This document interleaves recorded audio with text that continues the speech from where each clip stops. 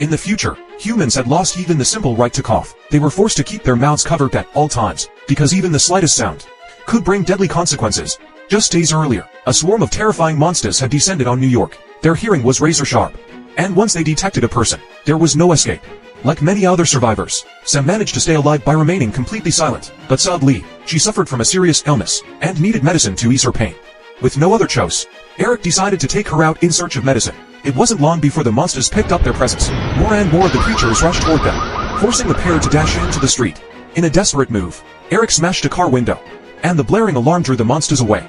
Seizing the opportunity, they slipped into the subway, but halfway down the escalator, a chilling clicking sound echoed behind them. They froze instantly, fearing each step might draw the beasts closer.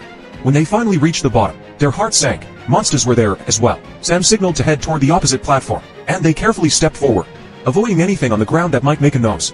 At last, they reached the exit, only for a monster to drop down from above. It had clearly heard them. As it advanced, they retreated into a side tunnel, but the way out was already blocked. The only option was to hide in the drainage channel.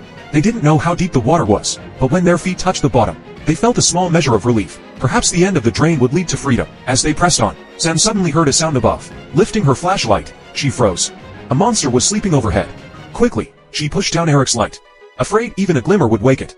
Luckily, the gentle splash of water masked their movement, and they slipped by unnoticed. But the water grew deeper, and Eric began to panic. His ragged breathing threatened to give them away. Sam whispered for him to stay calm, but a sharp inhale caught the monster's attention. Its head lowered, searching for the source. With Sam's steady reassurance, Eric regained control. But then, one breath too loud, and the monster lunged. They had no time to think, only to swim as fast as they could. The tunnel ahead was completely flooded, and the monster, unable to stop, plunged straight in.